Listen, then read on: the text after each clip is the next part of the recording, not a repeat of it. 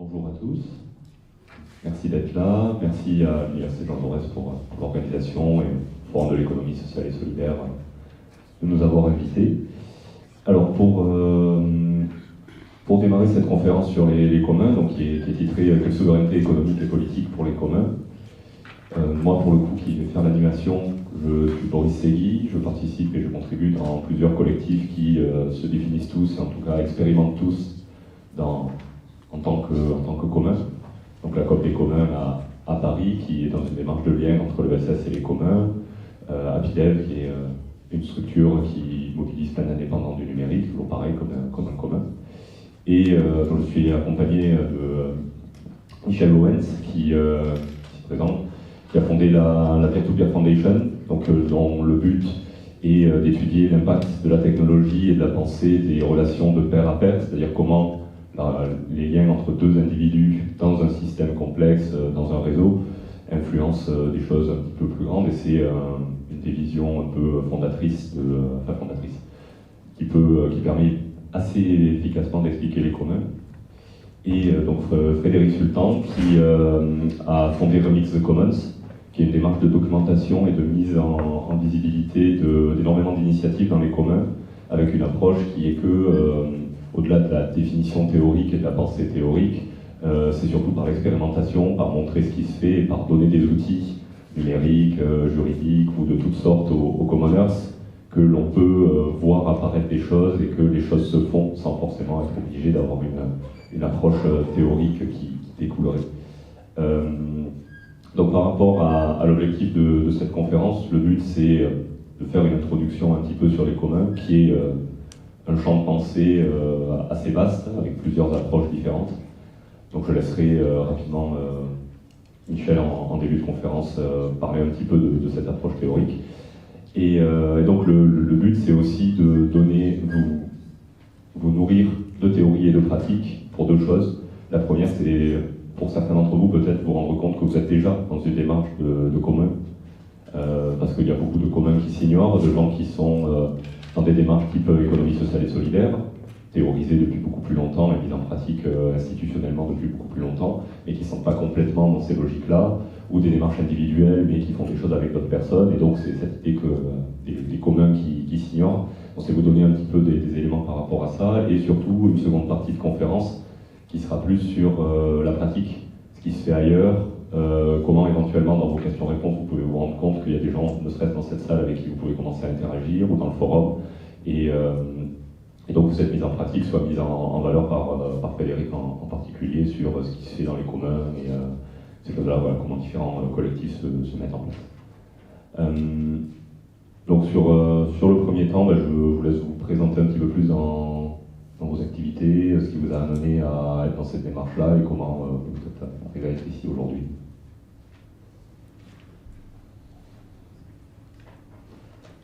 Bonjour, merci de m'avoir invité. C'est la première fois à Toulouse, donc je suis très content. Oui, en fait, donc moi je suis un peu comme beaucoup de personnes aujourd'hui, un réfugié de la civilisation occidentale. C'est-à-dire que je vis la plupart du temps en Thaïlande, Chiang Mai, qui est aussi la capitale du travail nomadique dans le monde. Donc on a 25 000 personnes qui sont nomadiques à Chiang Mai, qui travaillent dans le monde entier, mais qui sont localisées là-bas. Et l'autre moitié de mon temps, je passe à Bruxelles, où je travaille pour Smart.coop, donc qui est une mutuelle du travail, qui permet de créer un nouveau type de travailleur, selon nous, on appelle travailleur autonome. C'est-à-dire qu'on est libre de choisir ses projets, d'avoir un projet de vie et de suivre ses passions au niveau de son engagement, de son activité professionnelle. On se paye un salaire et du coup on est protégé par l'État social. Et comme c'est notre coopérative, donc tout le surplus qui est généré par nos activités est réinvesti dans l'écosystème. Et en fait, donc c'est une coopérative de plateforme, comme on dit aujourd'hui, et je dirais une sorte de commun aussi. Peut-être faire une petite remarque là-dessus. Donc, un commun, en général, c'est défini comme une ressource partagée qui est maintenue est protégé ou produit par une communauté ou un groupe de partenaires selon les règles et normes de cette communauté et de ce commun. Donc, ce qui le distingue clairement de la fonction étatique et de la fonction marchande. Mais souvent, c'est un peu flou dans le sens, et c'est ça que je vous expliquais, que vous êtes quand même dans le commun si vous faites ça. On va prendre par exemple l'exemple des AMAP ou de systèmes similaires. Donc c'est vrai que ça paraît être une vision, enfin une pratique marchande, puisqu'on va acheter des produits des paysans, mais en fait l'écosystème est un commun, c'est-à-dire c'est un écosystème qui est co-géré aussi bien par les consommateurs que les producteurs pour créer une solidarité dans un écosystème collaboratif. Et donc dans ce cas-là, le commun c'est en fait la plateforme, c'est ce qui permet cette coopération entre partenaires. Et une fois qu'on a un peu cette vision élargie des communs, on va voir qu'en fait il y en a énormément. Donc j'ai pu faire une étude à Gand en 2017, donc un plan de transition pour la ville en commun. Et donc il y avait 50 communs urbains en 2008, donc au moment de la crise économique, et il y en avait 500 en 2017. Donc une croissance par 10 des communs urbains, ce qui est quand même tout à fait significatif. Et depuis, j'ai pu lire des chiffres sur l'Italie, l'Espagne, donc c'est vraiment assez généralisé. Et donc voilà, donc on est vraiment dans une ère de rémutualisation, de recommoning si on veut, qui a toujours historiquement été la réponse aux crises systémiques. Et la seule institution qui permet de protéger les ressources et les communautés, c'est ni le marché ni l'État, c'est vraiment les communs. Donc on est dans l'ère des communs, et donc mon travail, c'est un travail d'observation. Donc je ne rentre pas encore dans la théorie là, c'est simplement la présentation. Donc en fait, on observe l'émergence des communs dans tous les domaines. Donc aujourd'hui, on est à une phase où on a déjà connu les communs numériques, donc depuis 15-20 ans, donc ça c'est bien établi, open source, free software, etc. Une deuxième phase qui est les communs urbains, donc c'est-à-dire qu'on va mutualiser les systèmes d'approvisionnement. Mais on n'est pas encore dans la production, c'est ça qui est très important à comprendre. Donc il y a la mobilité partagée, l'habitat partagé, ça veut dire qu'on va réorganiser la distribution des ressources, mais on n'est pas encore nécessairement capable de la produire. C'est-à-dire que c'est des ressources souvent qui sont produites par le capitalisme, qu'on va essayer de remutualiser après coup. Deux exceptions très importantes, c'est l'énergie et l'alimentation. Donc il y a déjà, je vais arrêter, ne t'inquiète pas, donc il y a déjà quand même des preuves aujourd'hui qu'on entre dans une ère que j'appelle la production cosmolocale, donc où tout ce qui est léger, donc la connaissance est globalisée et partagée dans des grands systèmes de partage mondiaux, où tout ce qui est lourd est produit le plus près possible des besoins des gens. Voilà. Merci. Et donc Frédéric, surtout dans la démarche Remix Commons que tu as initiée, comment ça se traduit dans des exemples et tout ça? Je ne sais pas si ça marche. Puis là ça marche. Je vais répondre à ta première question, qui était de se présenter un petit peu, et puis après, effectivement, on pourra engager cette conversation-là. Moi, je suis Frédéric Sultan. Alors, pour reprendre le même modèle de présentation, j'habite à Paris et je suis né à Paris et j'ai continué d'y habiter. Je suis engagé depuis maintenant une dizaine d'années dans un collectif qui s'appelle Remix the Commons ou Remix en commun, dont la première étape, la première démarche était effectivement de documenter la question des communs de manière large. On a commencé par faire beaucoup d'interviews de gens qui parlaient des communs à partir de différentes entrées, qui étaient soit des gens, je dirais, des théoriciens des communs, comme Michel, David Silke, etc. Mais aussi des gens qui étaient engagés dans différents mouvements sociaux, que ce soit de l'ordre de l'économie ou d'autres questions, autour des droits autochtones, par exemple, autour des droits du féminisme, des droits du travail, etc. Et puis, on a beaucoup travaillé au début, justement sur la définition des communs. On a notamment fait une collection, je ne sais pas si tu te souviens de ça, Michel, on a fait une collection d'à peu près 150 définitions des communs, en demandant aux gens, dans différentes circonstances, de nous dire en une phrase et dans leur langue, pour eux, qu'est-ce que ça veut dire, les communs ou les biens communs.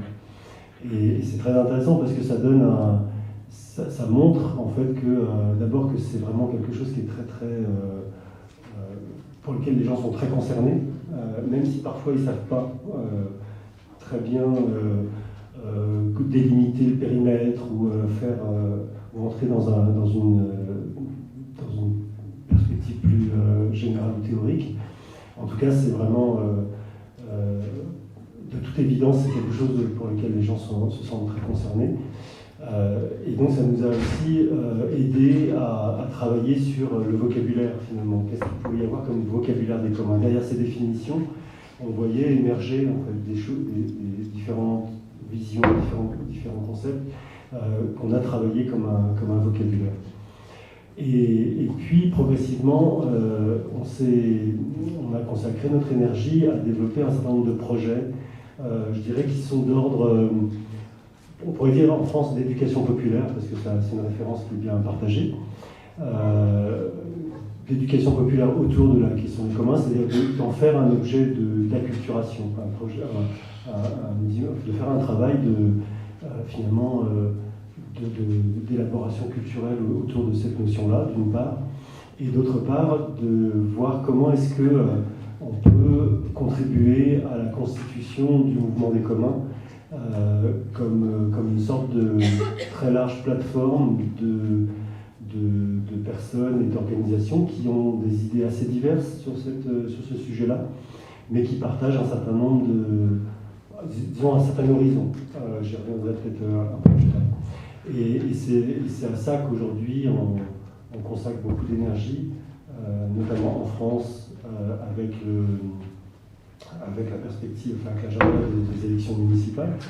Donc c'est un peu l'occasion pour nous de travailler là-dessus. Et puis dans la continuité de ce qu'on avait initié avec d'autres sur l'Assemblée européenne des communs à partir de 2016-2017, qui rebondit avec le forum de Barcelone, qui est dans la perspective et dans l'esprit de tout le monde ici, j'imagine. Voilà, je m'arrête là sur la présentation, puis on pourra rentrer un peu dans les détails de tout ça. Merci. Donc sur la première partie, comme je disais, l'idée c'est d'avoir donc d'abord Michel qui parle un petit peu d'une approche théorique sur les réseaux d'individus et pourquoi ça a du sens dans une logique de commun. Après c'est comment cette approche est traitée par le mouvement des communs, l'expérimentation, la pratique, comment elle est questionnée aussi, et aussi d'ailleurs questionner l'intitulé de cette conférence sur la souveraineté.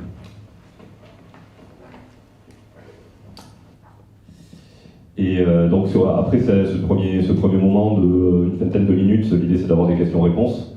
Donc de vous laisser pendant 10-15 minutes poser vos questions et passer ensuite sur une seconde partie qui sera beaucoup plus sur l'ingénierie de projet pour des dynamiques de commun pérennes, comment créer, faire vivre un commun en lien avec les acteurs en place historiques, que ce soit l'ESS comme les institutions, et l'ouverture sur les enjeux politiques de la structuration de ce lien entre ESS et commun. Essayer de faire tomber des frontières qui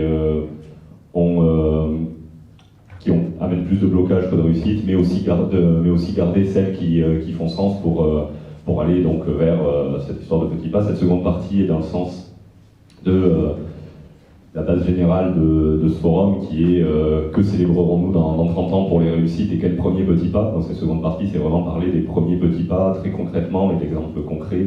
Et donc ensuite finir sur des questions-réponses pour questionner ces exemples, parler de vos exemples aussi, et éventuellement accompagner tout le monde vers discuter entre vous ensuite, discuter avec les intervenants aussi, pour ne pas finir la conférence juste en ayant une base théorique, mais en ayant envie d'aller plus loin, en ayant envie de découvrir des initiatives, que ce soit celles qui sont sur les stands, ou entre vous, ou avec les gens ici sur l'estrade. Sachant qu'il y a ce cercle de discussion ensuite qui est prévu, qui est un lieu vraiment pour parler de ces exemples-là. Donc on va essayer d'en faire une belle introduction à ces moments de partage avec cette conférence. Donc Michel, je te laisse la parole sur l'approche théorique et les réseaux peer-to-peer. Merci.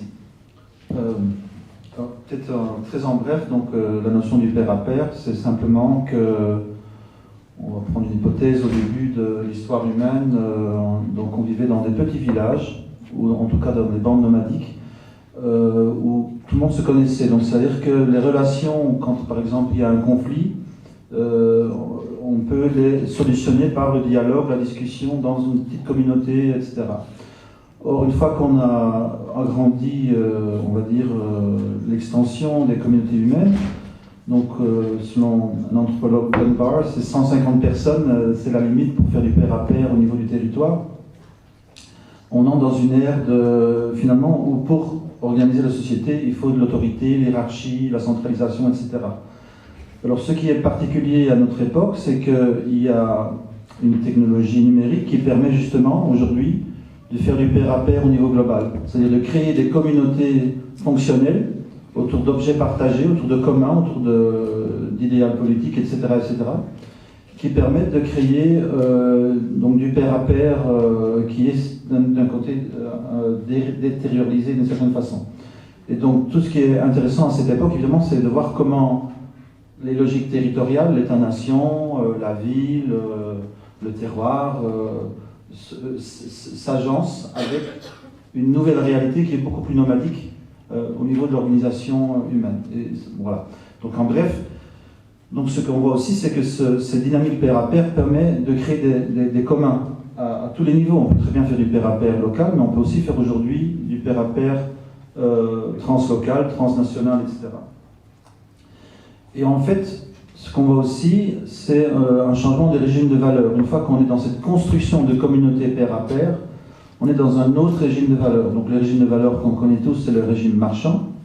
Donc on croit, en tant que société, qu'on soit à gauche ou à droite d'ailleurs, que la valeur est créée par le marché. On va taxer la valeur marchande et on va redistribuer. Et toute la lutte politique, souvent autour de cette redistribution et le contrôle de ce surplus. Or, dans les communs et l'économie de communs qui est en train de se développer autour de ces communautés, on est dans un régime contributif. C'est-à-dire, qu'est-ce qui crée de la valeur aujourd'hui dans les communautés open source, dans les communautés de design partagé, de production cosmo-locale? C'est la contribution. Alors, on voit tout de suite qu'il y a une contradiction entre le régime contributif, qui est émergent, et le régime marchand. En bref, ce qu'on va faire quand on crée une communauté de production entre pairs, on va collectivement créer de la valeur, mais qui n'est pas reconnue par la société marchande. Donc il y a seulement certaines personnes qui vont sortir du lot, par exemple un groupe de traducteurs qui fait la moitié de son temps donc de la traduction gratuite pour aider le mouvement. L'autre moitié du temps, ils vont quand même devoir vivre, donc ils vont être en relation avec le marché. Et typiquement, il y aura certaines personnes qui vont pouvoir valoriser leurs valeurs qu'ils ont créées collectivement, donc une réputation qui vient du travail collectif. Voilà. Et donc ça crée tout de suite une tension au niveau de l'équité dans ces communautés. Et donc, en bref, ce qu'on peut observer dans cette dynamique, c'est en fait une sorte de souveraineté de la valeur. Donc des essais, des tentatives, des expérimentations de ces communautés, de dire on veut créer un régime de valeurs différent dans notre communauté, et donc on va déjà créer une membrane entre l'extérieur et l'intérieur. Et on va pouvoir éventuellement redistribuer donc les revenus qui viennent de l'extérieur, voire même prédistribuer. C'est-à-dire aujourd'hui on est dans une ère de design de monnaies cryptographiques ou non, hein, il y a plein de monnaies complémentaires qui vont réfléchir à une prédistribution de la valeur, c'est-à-dire déjà distribuer d'une façon équitable avant même qu'on ait le contact avec le marché. Alors, il y a aussi, on peut observer aussi bien dans les communs des logiciels libres que dans les communs urbains, c'est une sorte d'organisation triarchique de l'économie. Donc il y a trois niveaux. Il y a le niveau de la communauté productive qui veut être autonome, c'est-à-dire que par exemple, les développeurs de logiciels libres ont développé leur propre culture, leurs propres règles, et même quand les entreprises, les grandes entreprises comme IBM vont rentrer dans un système comme Linux, ils vont être obligés d'adopter les règles culturelles de la communauté. Donc, communauté productive. Et si on explose ça au niveau de la société, on pourrait dire aujourd'hui que la société civile est devenue productive. Parce que chacun contribue d'une façon ou d'une autre au bien commun, et il y a des communs spécifiques. Au niveau contributif, donc je dis bien au niveau contributif. Alors, deuxième grand problème, c'est la relation avec le marchand. Comment est-ce que les commoners, qui sont engagés dans une contribution, peuvent vivre de ces contributions, si, en général, après quelques années de volontariat, c'est absolument nécessaire. Donc, comment est-ce qu'on peut vivre dans le monde dominant? Et donc là, on est dans une quête, je dirais, d'économie générative. Est-ce qu'il y a des formes marchandes qui peuvent protéger la communauté et les ressources communes? Alors moi, j'aime bien la notion de transvestment. Je ne sais pas comment dire en français, transvestement, ça ne va pas très bien. Investissement, transvestissement peut-être. Donc, investissement, ça veut dire quoi? C'est prendre du capital pour accroître le capital. Transvestissement, c'est faire le contraire du capitalisme. Donc, le capitalisme enclose les communs, donc clôture les communs pour les privatiser, et va créer donc du capitalisme à partir des communs. Historiquement, c'est comme ça que ça s'est passé. Les commoners ont fait le contraire. Donc, on va essayer de prendre du capital, ce qui n'est pas facile, et de le communaliser, de le communifier. Donc, c'est-à-dire de faire que le capital devient plus de commun. Alors, il y a toute une série de techniques de transvestissement qui sont aujourd'hui appliquées par des communautés marchandes génératives qui réfléchissent à comment utiliser les revenus qui viennent de l'extérieur pour créer plus de communs, pour maintenir les communs. Donc, ça, c'est donc, au niveau de la souveraineté de la valeur. Alors, une de mes propositions principales, qui est un peu en porte-à-faux avec le mouvement du libre, mais qui est en fait destinée justement à un dialogue avec l'ESS, c'est donc en fait, est-ce qu'on peut créer au sein du capitalisme dominant des sous-systèmes génératifs, et c'est-à-dire réencastrer la sphère marchande dans les communs, créer des circuits de réciprocité entre les communs et une sphère marchande éthique et générative. Donc tout l'enjeu est là, et pour moi, l'ESS est un agent tout à fait indispensable.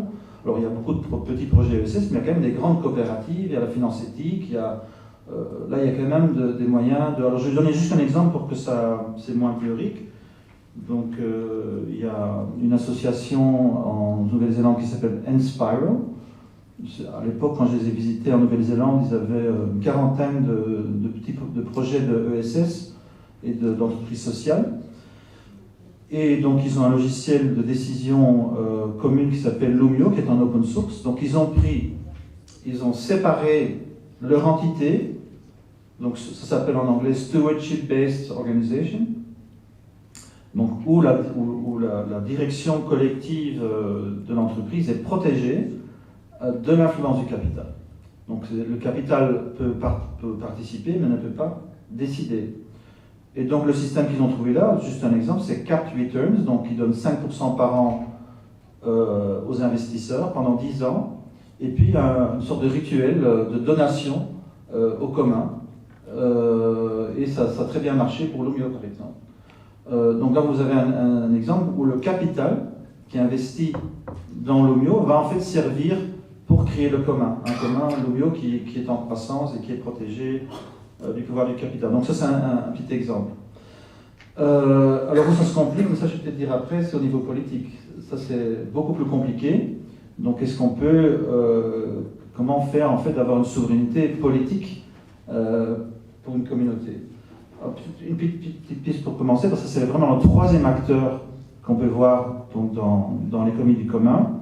C'est ce qu'on appelle les fondations. En anglais je dis For Benefit Associations. Donc on voit un nouveau type d'ONG qui s'est créé depuis 15-20 ans autour de l'économie numérique, qui est forcément différent des ONG classiques.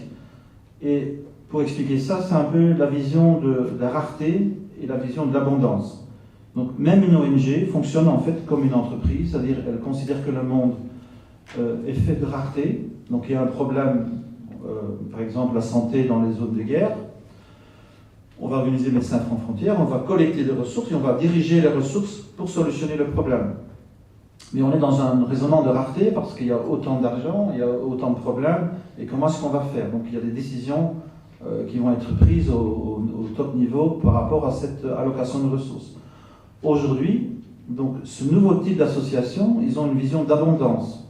Elle est simple, il y a un problème, on sait qu'il y a assez de gens dans le monde qui voudraient s'engager pour solutionner ce problème.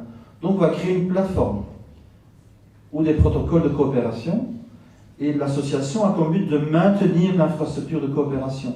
Mais elle n'est donc plus dans la commande, c'est-à-dire command and control. Elle n'est plus dans l'hierarchie de décider qui va faire quoi dans la communauté productive. Alors pour moi, et donc je termine, ça c'est l'embryon d'un nouvel État. Alors si vous êtes anarchiste, vous n'aimez pas le mot État, donc je vais plutôt dire institution du bien commun. Et c'est très important de quand même comprendre que les communs sont aussi égoïstes par rapport à leurs communs. Donc les gens de Linux, ils ne sont pas nécessairement motivés par l'écologie. Il ne faut pas parler des gens de la blockchain, par exemple. Donc, on ne peut pas simplement avoir un monde de commun. Il faut des institutions du bien commun. Et donc, pour moi, cette vision d'une institution démocratique, multipartenariat, polygouvernante, qui maintient les possibilités, les capacités de coopération, pour moi, c'est un embryon d'un nouveau système sociétal et économique. Donc, sphère citoyenne productive, donc tous les citoyens sont reconnus en tant que contributeurs à la société. Sphère marchande, éthique et générative, encastrée dans les communs et dans la société. Et une sphère de bien commun généralisée, le res publica, qui protège la société en tant que telle. Donc ça, c'est un peu une vision macro de ce que les communs pourraient apporter en temps de transformation de la société. Juste un petit mot, désolé. Ma femme est toujours zip, mais je vais quand même encore dire une minute. Voilà. Pourquoi est-ce qu'on a le capitalisme? On a le capitalisme parce que les capitalistes ont travaillé pendant des siècles à adapter la société à leurs besoins. Et comment est-ce qu'on peut avoir une société des communs? Parce que les commoners vont, pendant quelques décennies, parce qu'on doit aller plus vite, adapter la société à leurs besoins. Donc ça, c'est en fait la règle. Comment est-ce qu'en tant que commoner, sujet actif et citoyen, comment est-ce qu'on peut adapter l'existant à la protection, au développement des communs dont on a besoin pour survivre?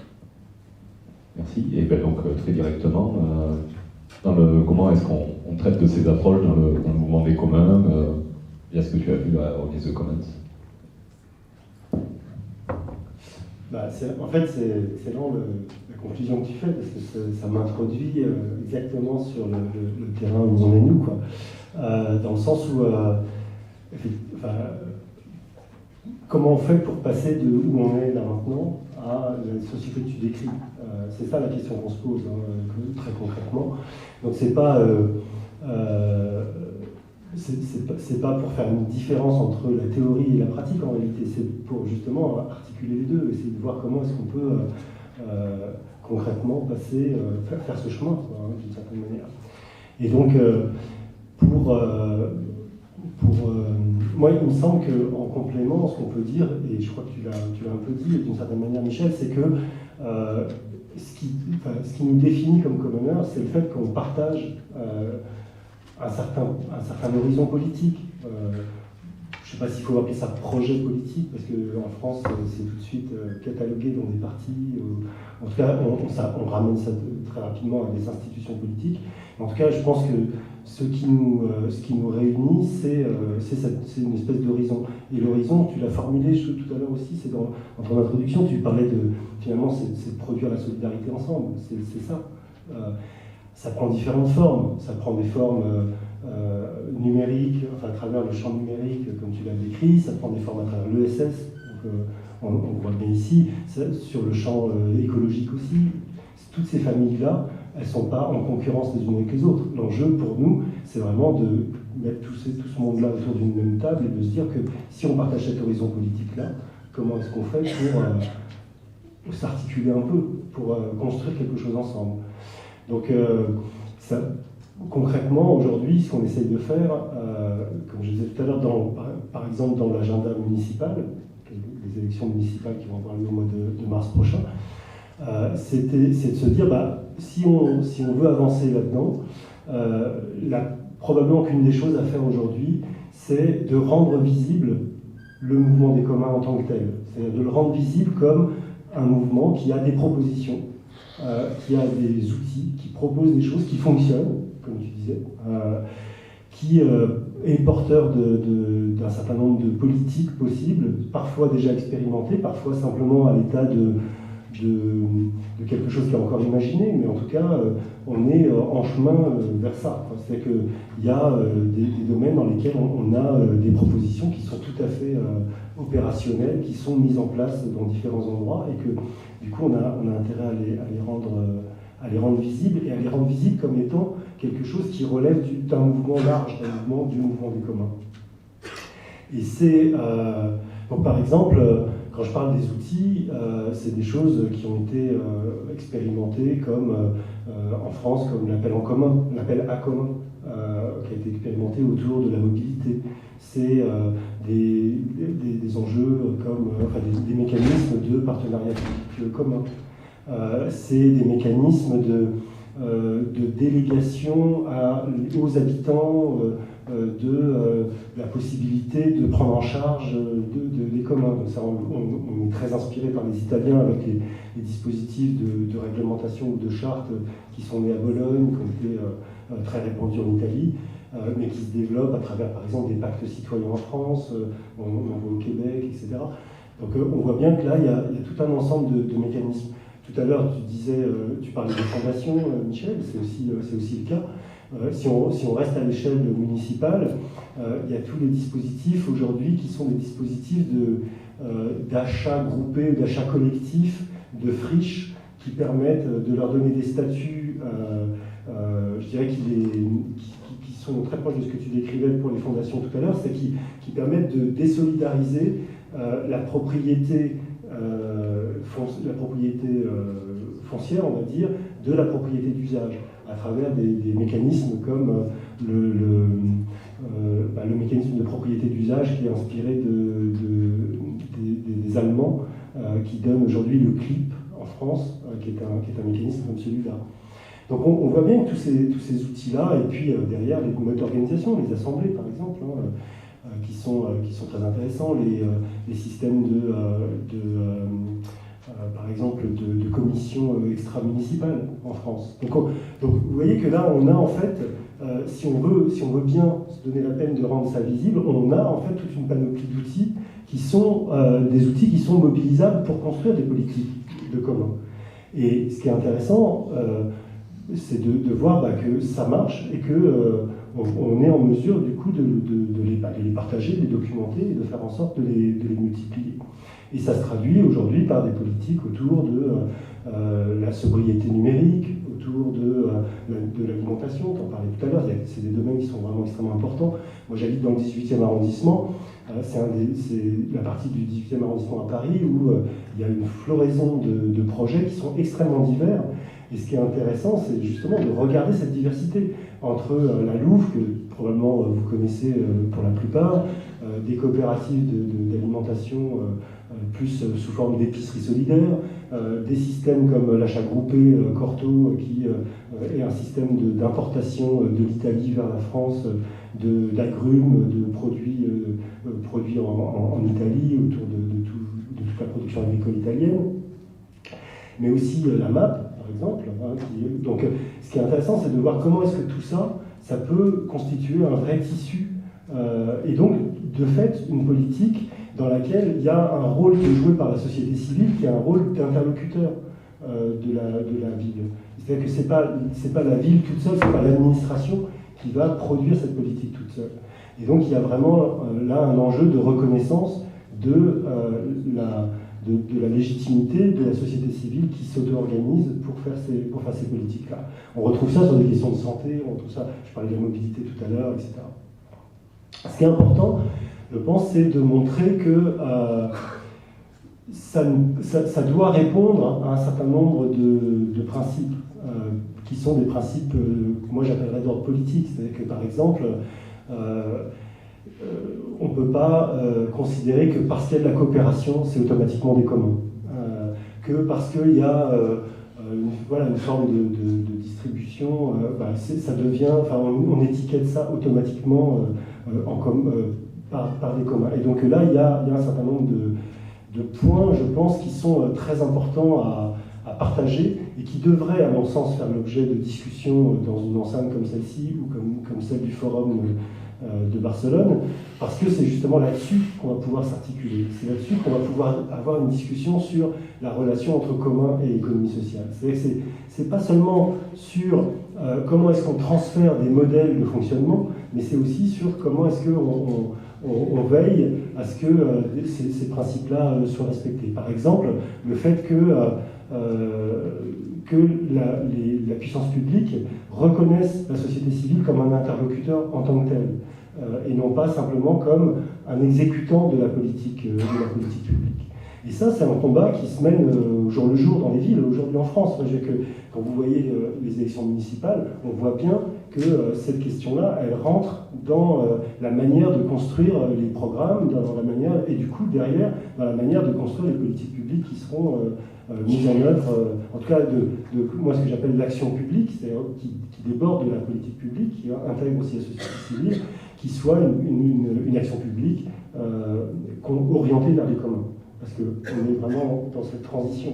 Je ne prétends pas aujourd'hui qu'on puisse dire qu'il y a des endroits où on est dans une société des communs, même si on l'est par fragment, d'une certaine manière. On est, chacun d'entre nous, aussi commoners à certains moments, mais on n'est pas entièrement on ne vit pas entièrement en commoners, si on peut dire.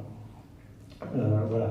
Et donc, voilà, ces principes-là, je pense qu'ils sont très importants à mettre sur la table, à discuter ensemble. Et c'est ce qu'on essaye de faire à travers le travail qu'on fait sur dans l'élaboration d'un cahier de propositions qu'on appelle pour les communs dans le contexte municipal. C'est non pas pour simplement alimenter des programmes municipaux, mais pour positionner la question des communs dans le long terme, dans la fabrication de l'action publique dans le contexte municipal. Merci beaucoup. Alors là, ce que je vous propose, c'est pas forcément de poser une question. C'est plutôt de prendre 5 minutes, peut-être 5 ou 6, ça dépend de la longueur des interventions. Si éventuellement, là, dans la salle, il y a des gens qui n'avaient pas eu vent de ces bases théoriques, ou en tout cas pas selon ces mots, ou pas avec cet angle d'approche-là, qui, au vu de ce discours, ont une expérience qui pensait être une association, une expérience de l'ESS ou une expérience dans une commune. Voilà, s'il y a éventuellement une personne qui souhaiterait s'exprimer, de se dire, voilà, au vu de ce qui a été dit, je me rends compte qu'il y a des choses qui se construisent. Merci. Sur 5-10 minutes, vraiment grand maximum 10 minutes.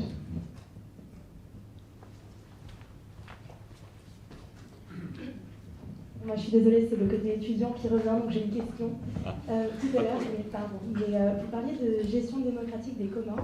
Et moi, mon domaine plutôt d'études, c'est Internet. Et j'ai étudié la façon dont dans les forums d'Internet, donc des governance, on avait le modèle donc, de multi-stakeholderism, je ne sais pas comment ça s'appelle en français, mais de gestion pluripartite entre la société civile, les entreprises et les gouvernements.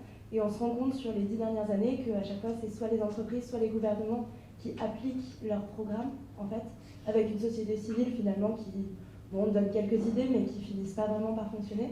Donc moi, ma question, c'est comment on peut gérer une gestion démocratique des communs si même dans des forums où il y a très bonne volonté, et notamment Internet qui a été construite pour ça, n'arrive pas à fonctionner.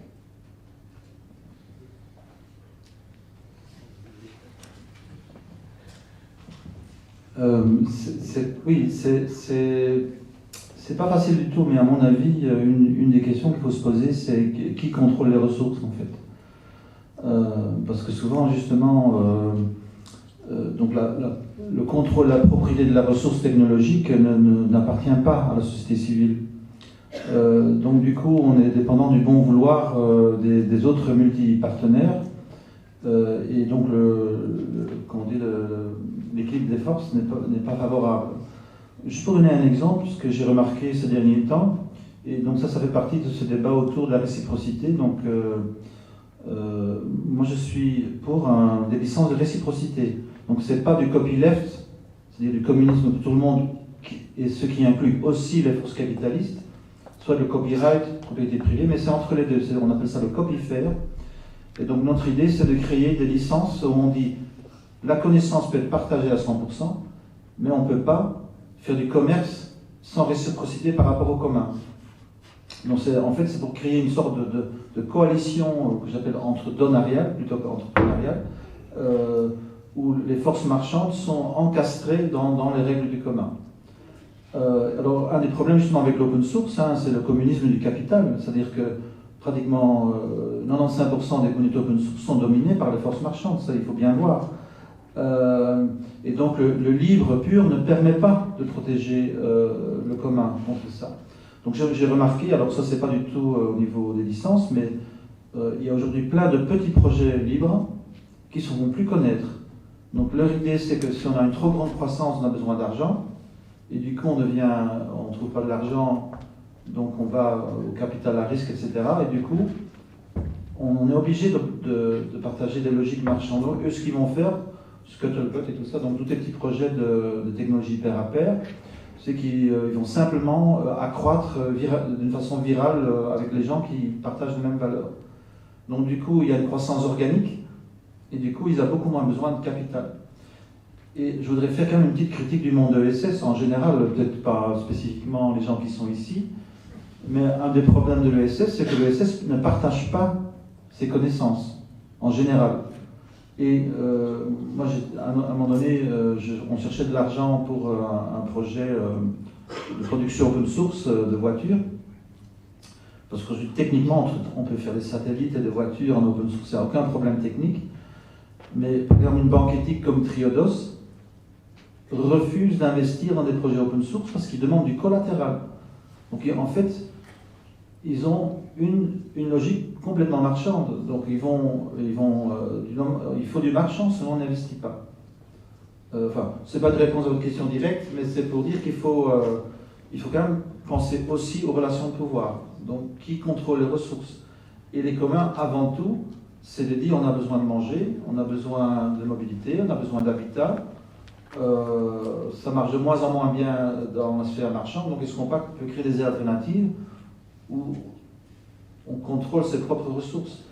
Et à ce moment-là, l'équilibre des forces est différent et les groupements sociétals vont être plus forts pour négocier avec les autres partenaires, à mon avis. Oui, bonjour. Je représente Terre de Liens, qui est un groupe de citoyens qui agit pour la préservation des terres agricoles et des espaces naturels.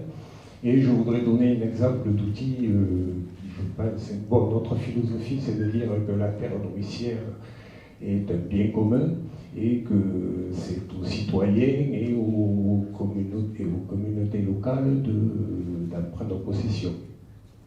Et pour ça, on a créé des outils. On a créé une foncière qui est un établissement d'investissement solidaire qui permet à chaque citoyen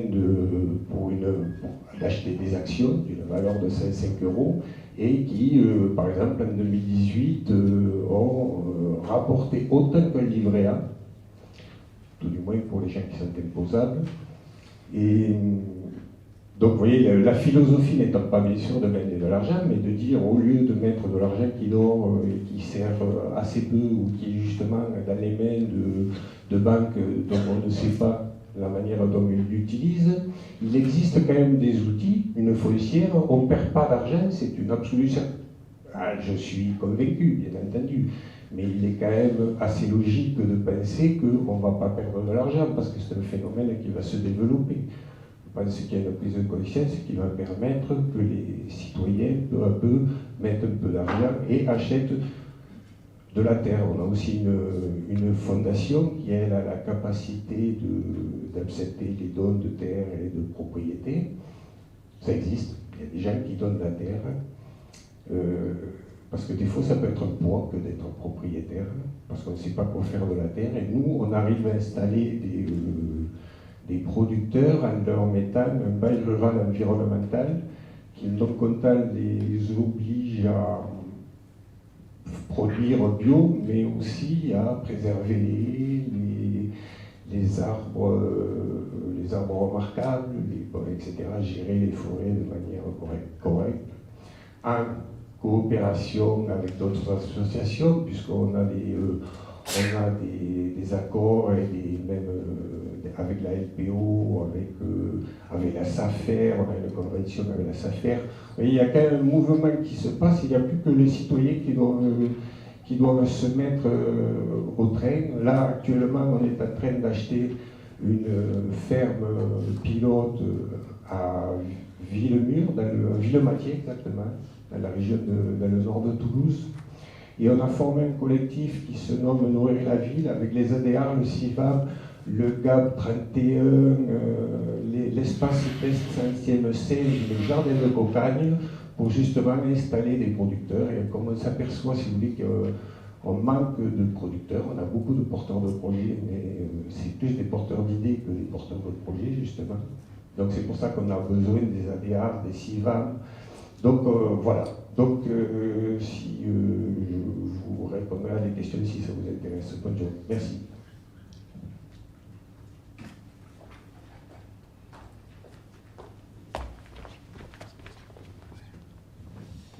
Merci. D'ailleurs, ça fait l'introduction. Alors, c'est plus ce type d'intervention qui seront dans le cercle de parole ensuite, mais je trouve intéressant, merci quand même pour la question, il n'y a aucun problème pour avoir hacké le truc, c'est génial. Non, vraiment, c'est génial. Et donc, ça fait la parfaite introduction sur la seconde partie, sur quel premier petit pas pour commencer un changement qu'on célébrera dans 30 ans. Et voilà, c'était merci pour l'introduction, sur quelle ingénierie de projet pour des dynamiques de commun pérennes, comment éventuellement faire vivre un commun dans un lien avec les acteurs en place, ce qui implique des conventions, des droits, des structures, des personnes morales, une certaine liberté des personnes physiques qui constituent la personne morale, etc. Donc je vous laisse prendre 10, 15, enfin grand maximum 20 minutes sur voilà, comment est-ce qu'on crée un commun au vu des expériences qu'il y a eu, au vu des limitations plus macro. Je vous laisse peut-être engager un dialogue ou prendre 5 minutes et essayer de laisser l'autre un petit peu... Ouais. Moi, je ne vais peut-être pas partir de la question comment créer un commun, parce que ça, c'est peut-être pas... Enfin, je veux bien revenir finalement sur à la fois ta question, d'une autre manière, et faire le lien peut-être avec ce qui a été dit, et parce que je trouve que, au fond, moi, je ne peux pas faire une réponse... universitaire à ce que tu disais tout à l'heure, si je me permets de te tutoyer, excuse-moi. Mais je trouve que, enfin, aujourd'hui, quand on regarde la situation dans laquelle on est en France, une des raisons quand même de cette situation, c'est le fait qu'on voit bien à quel point l'État français ou la puissance publique française, et c'est vrai au niveau de l'État national ou c'est vrai au niveau de la ville, est quand même extrêmement... sous l'emprise du marché, sous l'emprise de la financiarisation. On le voit par exemple dans la manière de gérer l'espace public.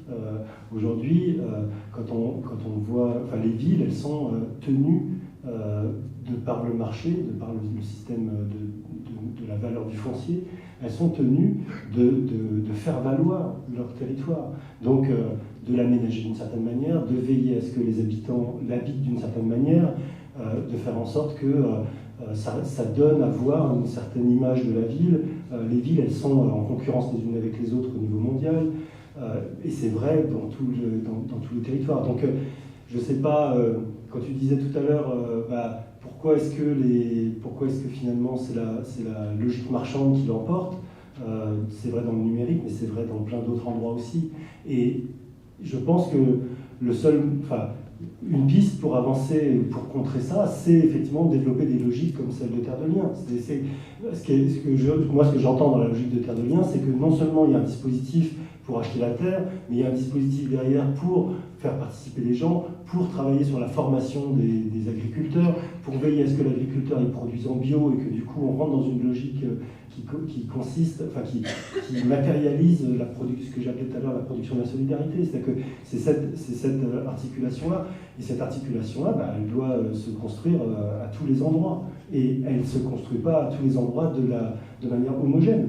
Forcément, tout à l'heure, quand je parlais par exemple de la Louve, du territoire dans lequel moi j'habite, toute la différence qu'il peut y avoir entre une AMAP, la Louve, l'épicerie solidaire par exemple, d'abord les gens sur place ils s'empoignent parce qu'ils ne sont pas d'accord. La Louve c'est un supermarché collaboratif, il est très intéressant par rapport à la question du travail, mais il n'est pas bio. Enfin, je dirais que les 2 tiers des produits sont bio, mais ce n'est pas un choix délibéré. Il n'est pas de proximité non plus. Mais en même temps, c'est un projet qui est extrêmement intéressant du point de vue de comment est-ce qu'on transforme la manière de travailler ensemble. Donc c'est, à contrario, si on regarde l'épicerie solidaire, elle va avoir d'autres avantages, mais elle ne va pas permettre de nourrir l'ensemble de la population. Donc il y a chacune de ces approches-là apporte quelque chose, et c'est là où c'est intéressant de regarder comment est-ce qu'on peut construire une infrastructure qui nous permet de faire grossir ça, de faire grossir ce mouvement-là, de faire grossir cette diversité-là. Donc, et cette infrastructure-là, elle a des dimensions très pratiques de formation, de quelle économie on met en place, quel outil économique on peut mettre en place comme les monnaies locales, comme des dispositifs comme ça. Et en même temps, elle a une dimension politique qui est de l'ordre de l'organisation, qui s'est traduit par exemple à certains endroits comme par des assemblées des communs, ou par, dans le domaine de l'économie sociale et solidaire, par des organisations comme les CRES, enfin voilà, je ne sais plus ce que ça veut dire CRES exactement d'ailleurs, c'est chambres, je sais, c'est chambres d'économie sociale et solidaire, voilà, qui peuvent, comment ? Oui, après, voilà, et ça c'est quelque chose qui est porté par un mouvement. Donc c'est pour ça aussi que je parle du mouvement des communs, c'est que je pense que c'est là où il y a quelque chose à faire se rencontrer entre les communs et l'économie sociale et solidaire. Puis pour mettre un peu les pieds dans le plat là-dessus, moi ce que j'ai l'impression quand même aujourd'hui, c'est que on vit en France en tout cas un phénomène très très puissant d'accaparement de l'ingénierie de l'économie sociale et solidaire par l'État au bénéfice d'une transformation marchande. On l'a vécu très concrètement sur le numérique, c'est-à-dire qu'aujourd'hui, le processus est achevé dans le domaine du numérique. La MEDNUM aujourd'hui est un dispositif qui utilise les dispositifs de l'économie sociale et solidaire, en l'occurrence les SIC, le modèle de SIC, pour avoir une marchandisation de la politique publique de la médiation numérique. Et on est en train de le vivre aujourd'hui à travers le plan des tiers-lieux. Le plan des tiers-lieux, c'est quand même 140 millions d'euros d'argent public qui va être déversé à 90% sur les espaces marchands de coworking. Donc on est là vraiment dans un processus qui est très similaire, avec au bout du compte, puisqu'il y a un Conseil national des tiers-lieux, mais au bout du compte, c'est une SIC qui va en sortir et qui deviendra la principale instance de gestion des espaces de la politique d'accompagnement des tiers-lieux. Donc là, je pense qu'il y a des discussions à avoir sur comment est-ce que l'ESS, le mouvement de l'ESS justement, puisque tu le nommais, se saisit de cette question-là et comment est-ce qu'on peut travailler ensemble pour combattre ça. Parce que sinon, c'est bien gentil de se dire qu'on fait des rencontres entre l'ESS et les communs, encore faut-il que ces questions-là, on soit capable de les traiter.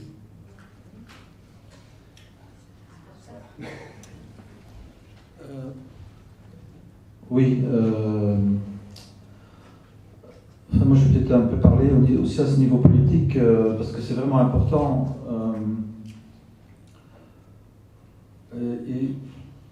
Je vais peut-être donner quelques exemples d'avancées qui, à mon avis, sont importants, qui pointent un peu vers le futur. Donc, Frédéric a mentionné le modèle italien, mais je ne sais pas si tout le monde est au courant. Donc, en fait, il s'agit de protocoles publics communs. C'est-à-dire que dans les villes italiennes qui ont adopté ce type de règlement, il y a aujourd'hui un protocole qui permet aux communeurs de dire on voudrait investir ce lieu, cette ressource en commun. Et donc, il y a un processus qui permet à l'État, à la ville, de reconnaître ces initiatives, voire de les soutenir. Je peux me tromper, mais j'ai lu récemment qu'il y a déjà plus de 200 villes qui font ça, avec 800 000 Italiens qui sont mobilisés autour de ces projets. Donc, c'est quand même, à mon avis, très, très intéressant. Une autre innovation que j'ai trouvée à Gand, que je trouve tout à fait intéressante, que tu as mentionné aussi d'ailleurs, je ne sais pas non plus si vous savez ce que ça veut dire, c'est un appel au commun. Donc le grand problème aujourd'hui de l'achat public, c'est que c'est toujours compétitif. Donc on va mettre en compétition tous les projets alternatifs qui vont aussi se détester parce que bon, il y a un petit pot et il n'y a pas assez de miel pour tout le monde. Or, un appel au commun, par exemple, comme on a fait à Gand, c'était un appel qui disait on va donner ce bâtiment, 8 étages, etc., pendant. Au début, c'était 8 mois et puis ça a été étendu, à la coalition qui fait preuve de la plus grande capacité de collaboration entre les multipartenaires.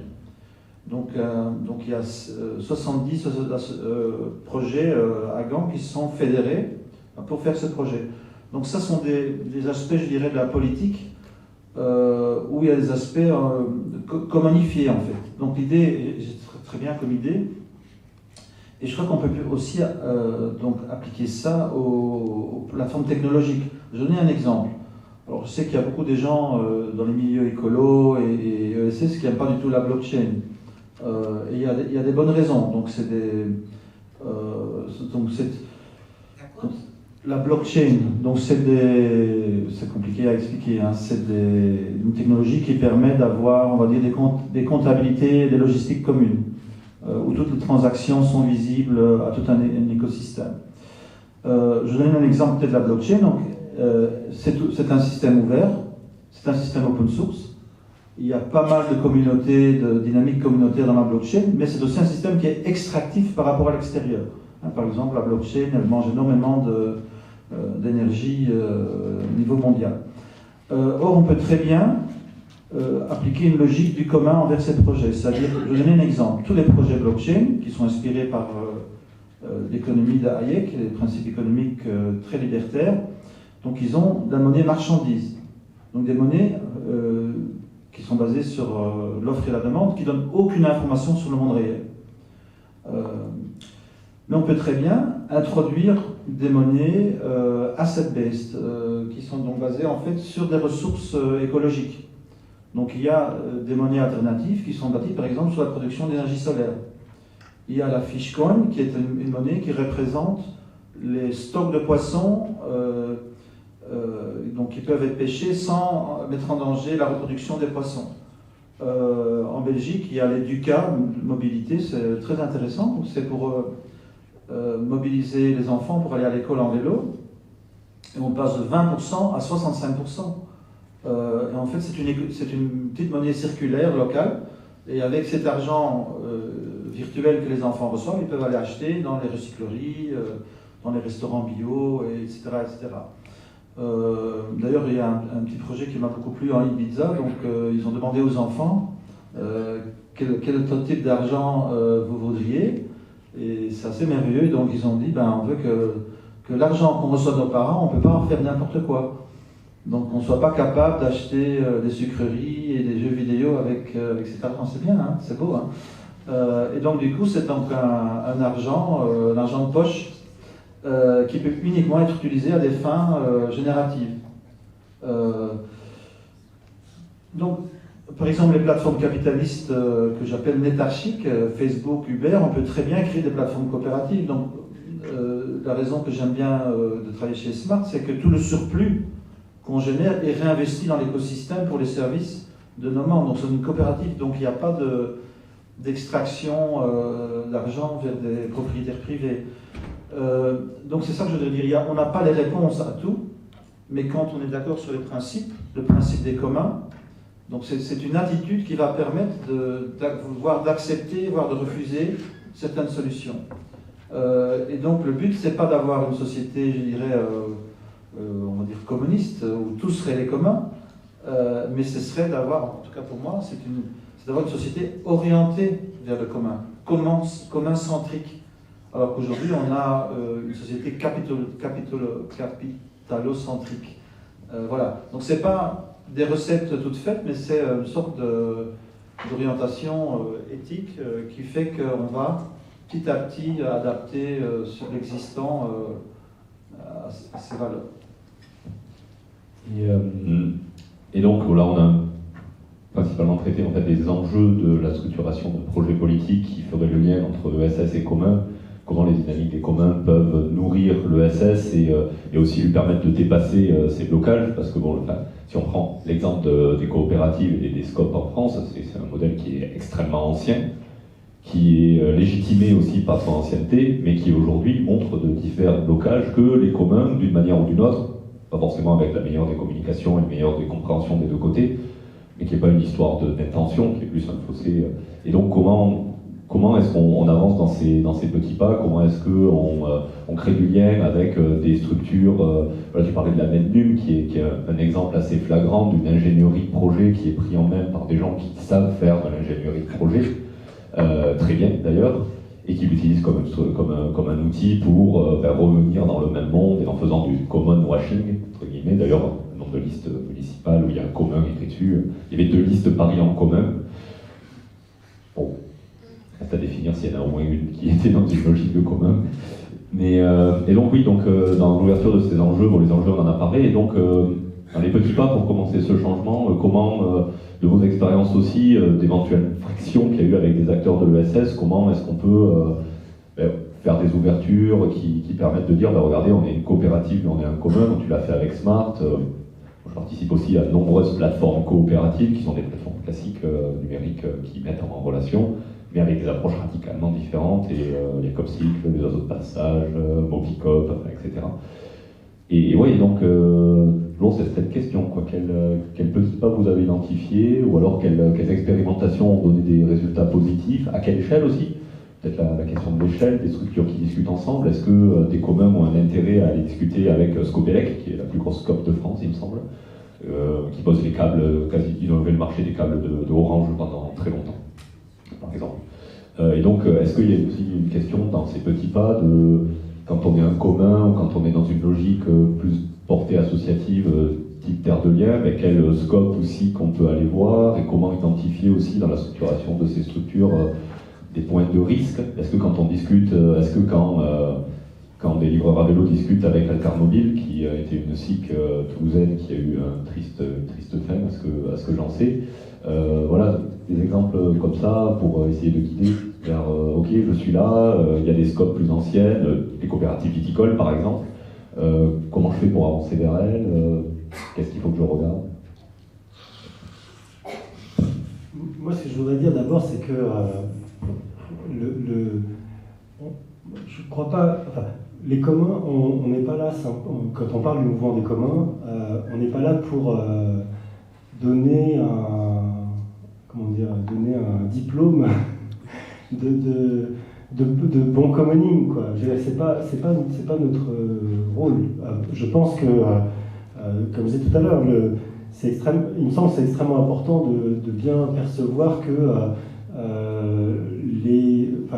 quand on parle de mouvement des communs, on parle d'une très grande diversité d'acteurs, de problématiques qui sont posées, qui sont mises en chantier et qui vont être, comme tu disais, qui vont être orientées vers le commun.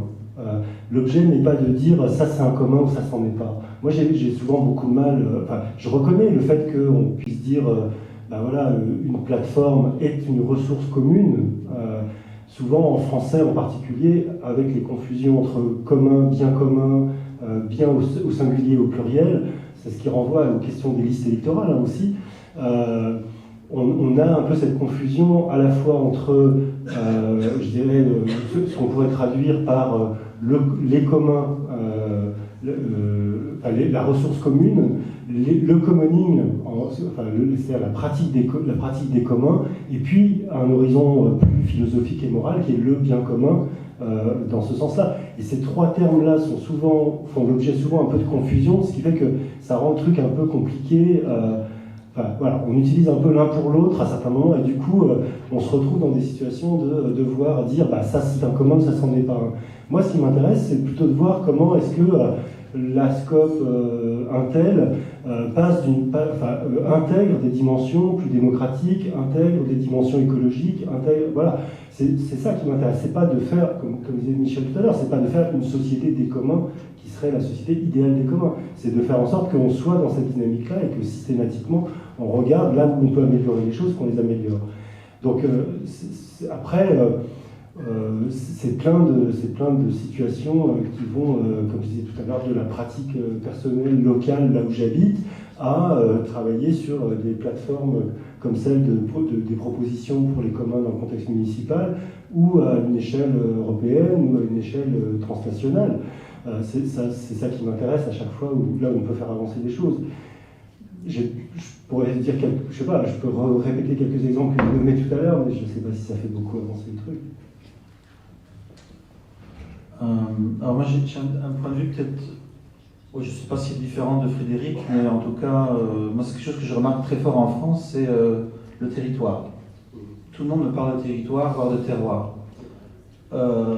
Et évidemment, c'est très important. Je ne suis pas contre qu'il faut faire pour créer des choses saines, etc.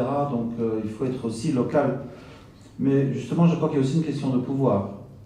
Et je ne sais pas si vous connaissez Karl Polanyi, que j'aime beaucoup, donc il parle du double mouvement. Donc l'idée c'est qu'il y a donc l'État, le capital et la nation, donc le peuple constitué si on veut.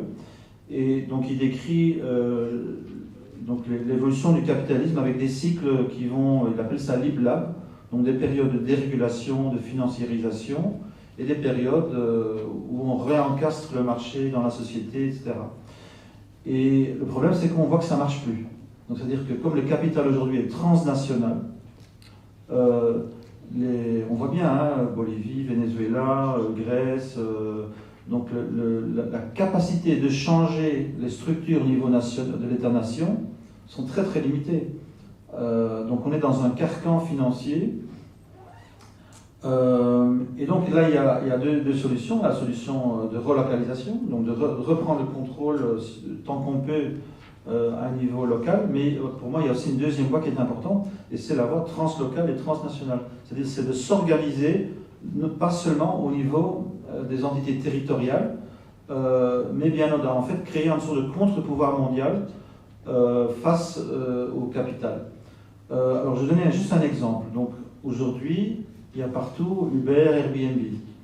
Donc, moi, j'appelle ça le capitalisme proudhonien, parce qu'en fait, donc, ils ne produisent plus avec le travail marchand.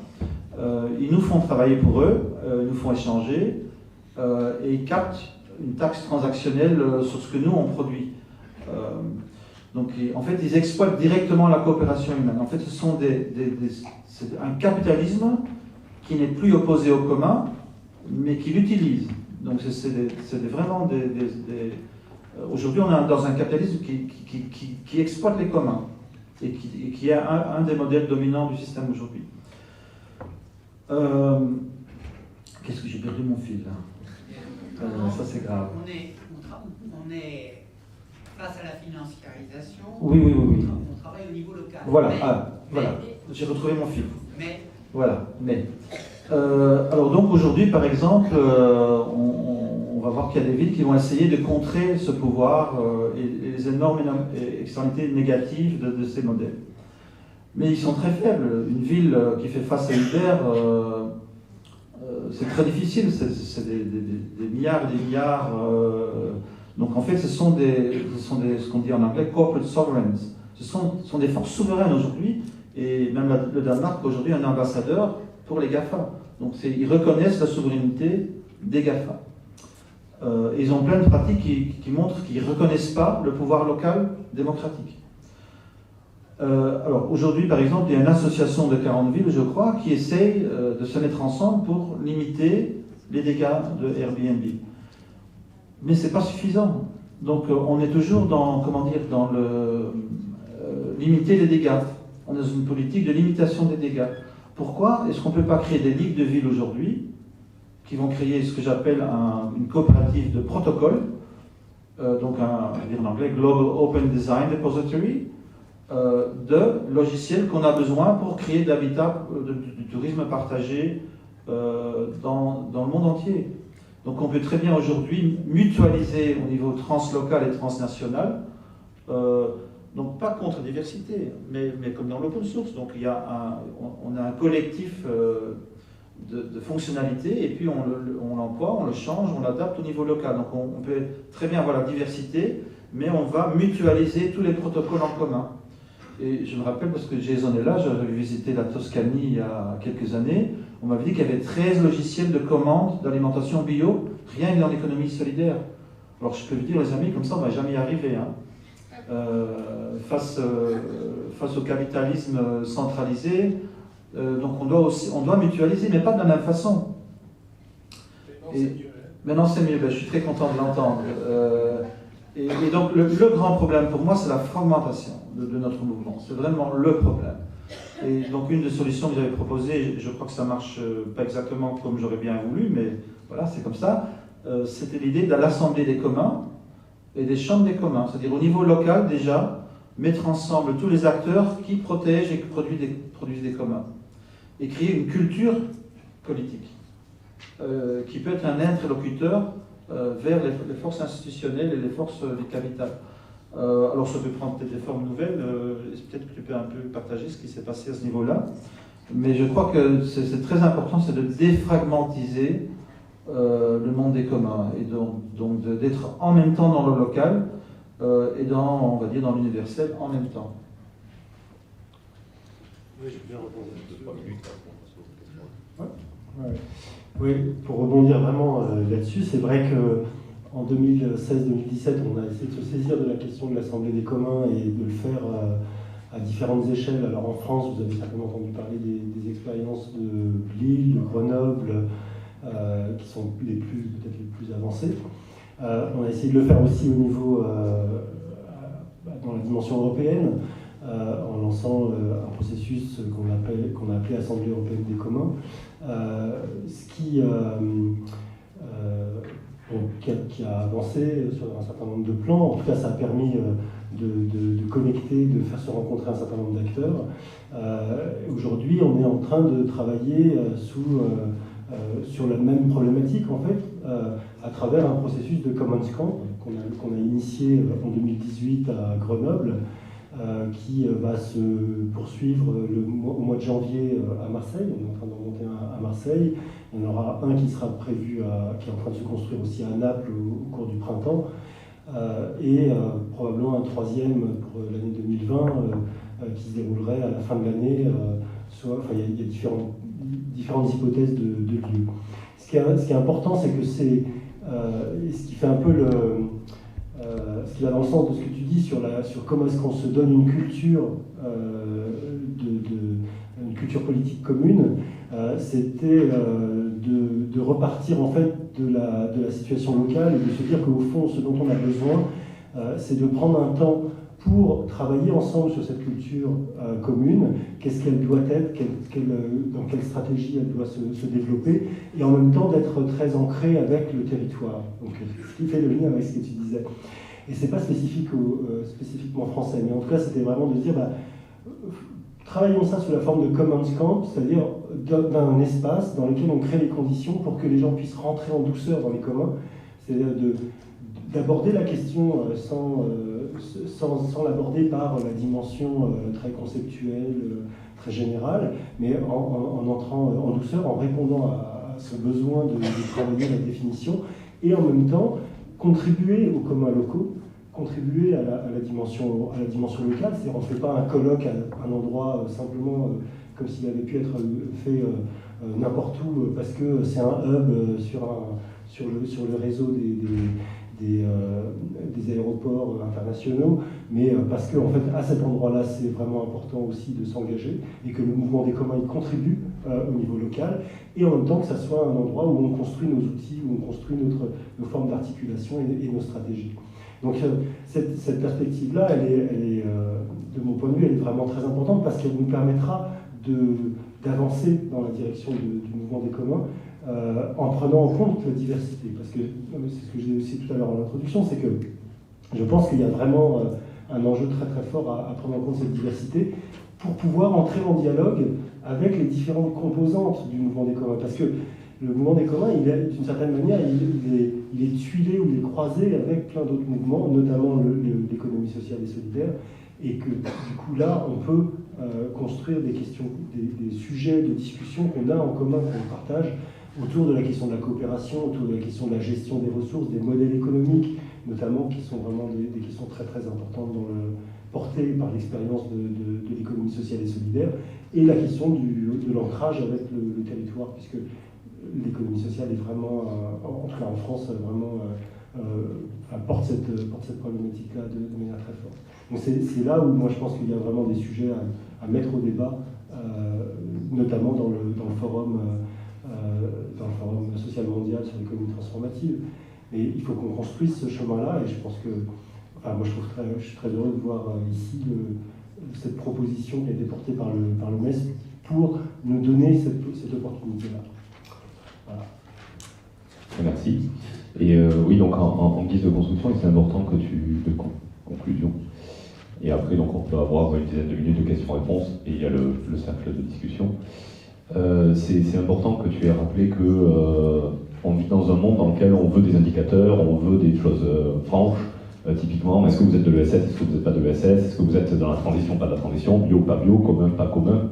Et ce qui est important, c'est de rappeler qu'il faut construire cette culture où il faut être dans des parcours et pas dans mettre des labels ou avoir des instances qui sont là pour dire est-ce que, parce que là on revient dans le truc de la Mednum, pour prendre l'exemple qui a été cité, qui revient à dire maintenant si vous voulez faire de l'animation numérique, c'est avec nous que ça passe parce que nous on est le référent. Et donc de suite c'est on est dans la Mednum, pas dans la Mednum. Et les communs, c'est pas ça, les communs, c'est l'ouverture que tu disais, c'est des cercles concentriques de gens plus ou moins actifs dans certaines directions, qui se rencontrent à certains niveaux et qui font partie de plusieurs initiatives et qui ont des ressources de plusieurs endroits, qui contribuent dans d'autres. Enfin, et cette diversité-là, elle peut pas être montrée si on doit avoir des je suis dedans, je suis dehors. Et d'ailleurs, ça recrée des blocages quand on est dans je suis dedans, je suis dehors, parce qu'il y a des logiques de pouvoir. Donc voilà, sur la conclusion, arrêtons de mettre des étiquettes. En tout cas, laissons-nous la liberté de les enlever autant qu'on les met, aussi rapidement qu'on les met d'ailleurs.